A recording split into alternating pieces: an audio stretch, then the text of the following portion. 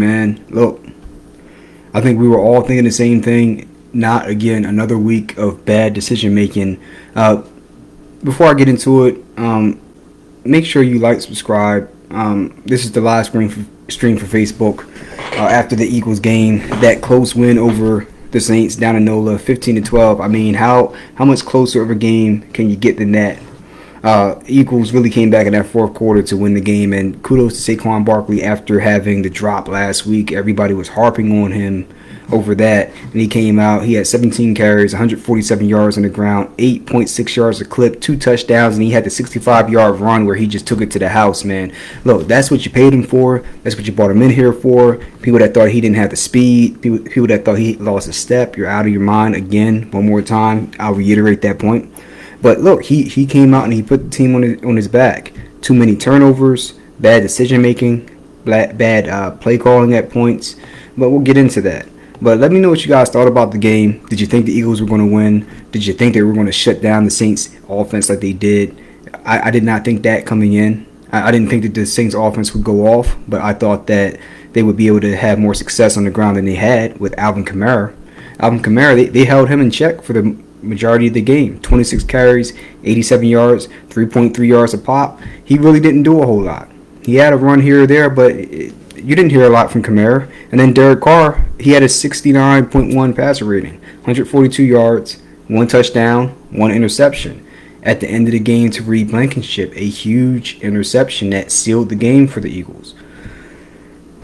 So, look, the defense, they came up big all day long. From start to finish, Jalen Carter, I mentioned him in my video. Me and Ryan talked about him. And Brian Baldinger, he mentioned this, I think, after week 1. Circle 98. You have to circle 98 on the whiteboard every week. When you're preparing for the Eagles defense, you have to see where is 98. You have to know where he's at all times. The same way as you had to circle 20 when Brian Dawkins was playing for the Eagles. You have to know where that number's at on the field. And he was a game wrecker. So, look, kudos to the defense. They're starting to get a little bit of pressure, find some things. A good step forward for them. But the offense, one of the big play calls that everybody's going to harp on, even in this win, is the decision by Nick Sirianni to go for it on 4th down instead of taking the 3 points to tie it up at 3-3 apiece going into halftime. Especially being on the road, going against a team that has a lot of momentum, has a red-hot offense and a red-hot defense.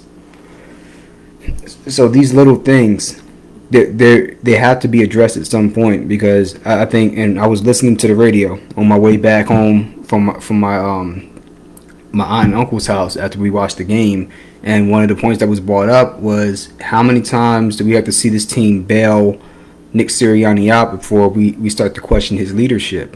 Because if I'm a player, all right, if I'm a player, especially if I'm a defensive player, and I've been balling out all first half, and I see my offense driving down the field near halftime, and they're looking like they're going to get a touchdown, but they stall out, and you're right in field goal range, I'm thinking, okay, cool, they'll get 3 points on the board, so now we don't have to be perfect on every defensive drive in order to keep us in the game. But no, they get aggressive and they go for the 4th down play. They don't convert it. And I wonder if the mindset that Sirianni and the offensive coaching staff has is that our defense is playing good. If they're red hot, we're going to move forward. We're going to make decisions with the mindset that our defense is going to continue to get the stops. We've seen some things on film. We've prepared for it, what have you. We think that we have the matchups to take them out the game, and they took Raheed Shaheed out the game. I got 0 points for him as a fantasy player on my squad, but they took him out the game. So, kudos to them. Maybe they saw the video, but that was the number one guy they had to take out. They did. Chris Olave got some plays here and there, but he didn't kill him. They did the things they needed to do on defense. But regardless, even if your defense was going to allow 0 points the whole game, why put that type of pressure on yourself? I'll make an analogy to boxing. It's like knowing that your defense is airtight, hence you're going to take all these risks on offense, all these unnecessary risks on offense. And to me, that is high reward but also high risk, when you could really proceed with a game plan that is low risk and high reward and get a similar outcome. So why take a high risk to get a high reward when you can take a low risk and get a similar, if not equivalent, level of reward? And this is what we're talking about with Nick Sirianni. If you get the 7 points there, you're going to have time up 7-3. Cool. And if you go ahead and get another field goal, you're up 10-3. If you get another touchdown, you're up 14-3. But if you were to tie the game up at 3-3, at the very least, if you kick a field goal, at least you will be in the lead. Right? But if you don't get any points at halftime, getting a field goal, like if you're not perfect on your next drive, getting a field goal will only tie the game for you. That's the best case scenario, versus a simple field goal, maybe a stalled out drive, will still give you the lead. So you don't have the pressure to be perfect. But he's putting this, by making those decisions, you put the pressure on your team to be perfect, to stay perfect. And while I appreciate the aggression and the belief in your team to a certain extent, there's a certain line where you cross from belief into delusion. And that line is blurred for him right now, in my opinion.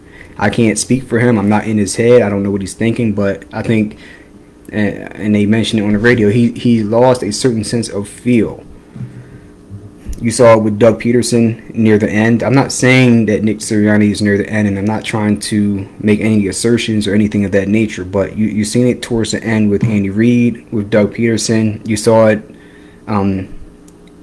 He's not him. I'm not saying he's him, but you saw it with Rich Kotite a lot in those years after Buddy Ryan got fired. And Rich Kotite, he was an okay coach, but he had a lot of flaws. Like, situational football was not his forte, and it's something that killed us, even though we had a very talented Eagle squad after he fired Buddy.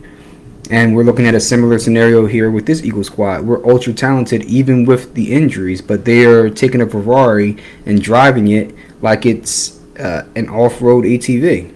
For what? Why? Why go off-road when there is a paved road that is going to the same destination? Why are you so insistent on going off-road? Why? Right? They're just insistent on that, and it doesn't make any sense. So it's a certain level of arrogance. And if you get a chance, I'll put it up probably like right here, right over here on this part of the screen, a video, a short talking about the Eagles' arrogance. Now, it was a short that I made last year, and I was talking about the playoff game where they lost to the Buccaneers, and I was pointing out their arrogance. Like, they didn't want to do any pre-snap motion. Everything was straight up and down, no special effects, no smoke and mirrors, none of that. They were straight up and down, but it wasn't an approach that was straightforward where they were playing to their strengths. No, it was a straightforward approach where they were playing into the other team's strengths, even though, let's say, for example, if they ran the ball, they could just wear teams out. But instead of running the ball, they're going to play into a team's strengths, like if they have a good pass defense. Just because you have a high-flying offense and you can pass the ball very well doesn't mean you need to pass the ball in that game. If you can run the ball and they can't stop it, just run the ball 50 times. Who the hell cares? Like, why are you so concerned with, are they concerned with the outcome or how they get to the destination? Are they concerned with keeping too many carries from the running backs? I mean, I don't know what the reasoning is, but I'll end this off with the Eagles playoff game against the Buccaneers. Ironically, Andy Reid and the Eagles back in 2002, last game in Veterans Stadium. Game starts. Ryan Mitchell has a 40 or 50 yard kickoff return, and then I think Deuce Staley has. There might have been one run before the touchdown, but either on the first or second play after that kickoff return, Deuce Staley takes it 20 plus yards to the house. Easy. Within a few plays, the Eagles had a touchdown, and they ran it down the throats of that Tampa Bay Buccaneers defense, that really good defense from the 2000s with Tony Dungy, where they had Warren Sapp, they had Simeon Rice, you had Derek Brooks, you had Ronnie Barber, John Lynch. That whole squad, they were built to stop the pass, but they could not stop the run to save their life because they were light in the ass. But why would we continue to run the ball 20 or 30 times with Deuce Staley and Corral Ballcoulter when we can just start passing the ball to the Hall of Fame receivers Todd Pinkston and James Thrash? Look, I'm not trying to rag on those guys, but the point to be made is, as with Andy Reid, it seems as though Nick Sirianni is straying away from doing the obvious and trying to get too cute. Like, you're trying to make football more complicated than it needs to be. When somebody is weak, if you hit them with a body shot to the liver and they wince, why would you keep going up top with a jab? Why would you keep head hunting? You can throw punches, flick punches up and feint and whatnot to get them to react up top, but you know damn well, and they know damn well, you're going to go back to the body because they got hurt. So, no, don't let them off the hook by throwing all these other wild punches, kind of like Anthony Joshua did when he had Dubois hurt, which is a good segue here. But why not stick with what's working and just punish them until they cave in? These are the answers that Nick Sirianni is going to have to answer, because because you know that those players, or some of those players, are sitting in the locker room like, why did we go on fourth down? Why didn't we kick that field goal? Hey, why instead of kicking that 56 or 60-yard field goal, why didn't we just punt it in the third or fourth quarter? Why did we do that? You don't want those rumblings to turn into a huge problem. You don't want that to go from 2 players to 10 players to 25 players to 30 players, and then all of a sudden, in the middle of the season, you got a problem on your hands in the locker room. Just my opinion. Let me know what you guys think about that. Yo, what's going on, Jules? We had a big win today, but we don't ever make anything easy. All right, so let me know what you guys think. I'm going to put up a poll right now. Let me know what you guys give this game for a grade, A, B, C, or D. And then we're going to move on to boxing, because there was a big boxing match last night between Daniel Dubois and Anthony Joshua.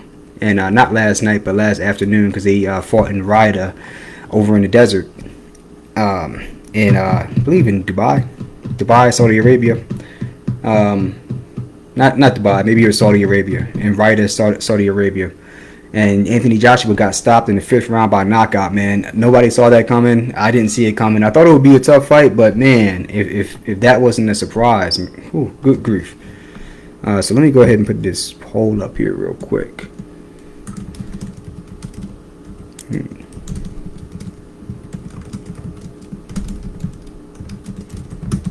Their win in Nola. Hey.